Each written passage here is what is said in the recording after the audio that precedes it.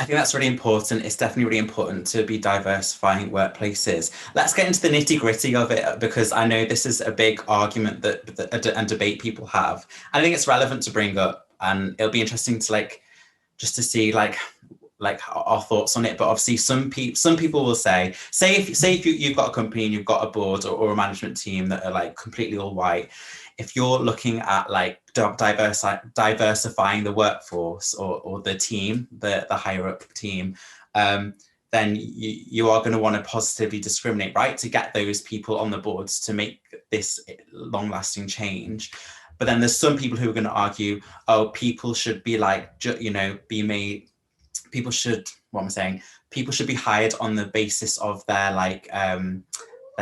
abilities rather than like what they look like.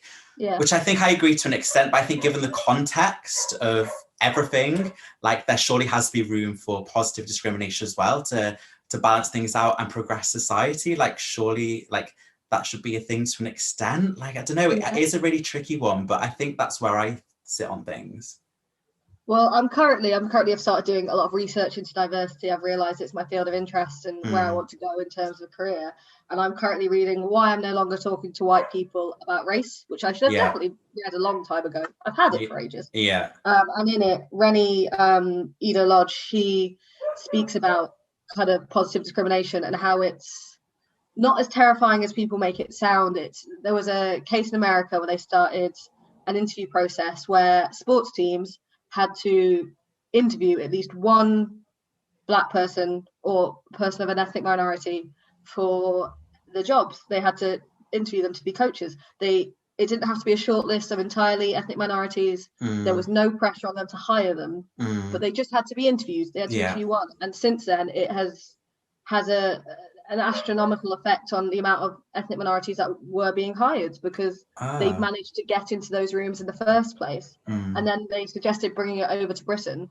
And there was uproar. It was all about positive discrimination, how white people can get jobs. And it really does hammer home that we don't talk about race in this country. No. It's kind of not spoken about. And if it is, it's kind of turned around that we're trying to take something. Yeah. I want to say I'm speaking as a Black woman. Yeah. It's as if we're trying to take something away from the white people in this country. We're not. We just want to be able to get into the same rooms that you're able to get into. Yeah. And if we need a little bit of help, that's not tipping the scales. It's the fact the scales are already tipped. So they need to be leveled out in some way. It's that white people have got into a room without any help from anyone else. Yeah. 99% of the time isn't the case. Yeah. So it's just getting people into that room, and then it's purely of merit. I never want to be given something because I'm Black. I want to be given something because I'm good at what I do. Yeah.